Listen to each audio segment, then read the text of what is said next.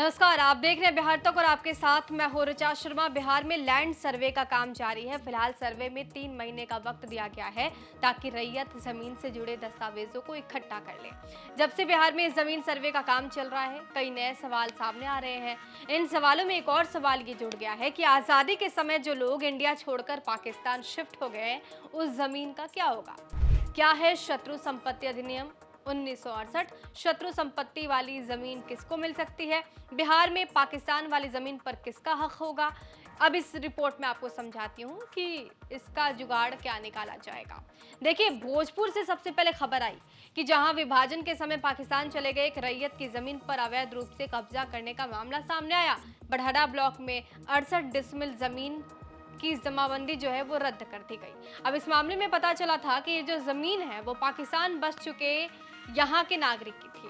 अब इसका कोई वारिस ही नहीं था, लेकिन ऐन के इन तरीकों से जमीन की जो जमाबंदी है और रजिस्ट्री है वो करा ली गई थी। भोजपुर एडीएम मनोज कुमार झा ने अवैध जमाबंदी रद्द कर दी और संबंधित अंचलाधिकारी को शत्रु संपत्ति अधिनियम के तहत जमीन को सरकारी संपत्ति घोषित करने की प्रक्रिया करने का निर्देश दे दिया। मतलब जो संपत्ति है वो सरकारी हो गई। अब समझिए कि शत्रु संपत्ति अधिनियम क्या है।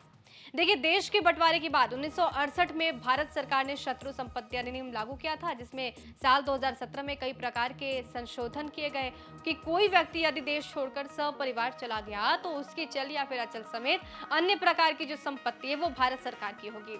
अब इसी अधिनियम के तहत इस जमीन को शत्रु की संपत्ति मानते हुए सरकारी जमीन घोषित करने की प्रक्रिया शुरू हो गई, जिसमें जमीन भारत सरकार के नाम पर होगी। भारत सरकार ने ये अधिनियम भारत पाकिस्तान युद्ध के बाद बनाया था। इसमें उन लोगों की संपत्तियों को शत्रु संपत्ति घोषित किया गया जो बंटवारे से या फिर 1965 और 1971 के युद्ध के बाद पाकिस्तान चले गए थे, और इस नियम को गृह मंत्रालय लागू करता है। कुल मिलाकर देखा जाए तो बिहार में ऐसी जो भी संपत्ति है जिसका कोई वारिस नहीं है और वहां के लोग बाहर चले गए हैं, वैसी संपत्ति अब जो है वो सरकार की हो जाएगी और जो कब्जाया गया है उसके कब्जा छुड़ाने का काम भी लगातार जारी है।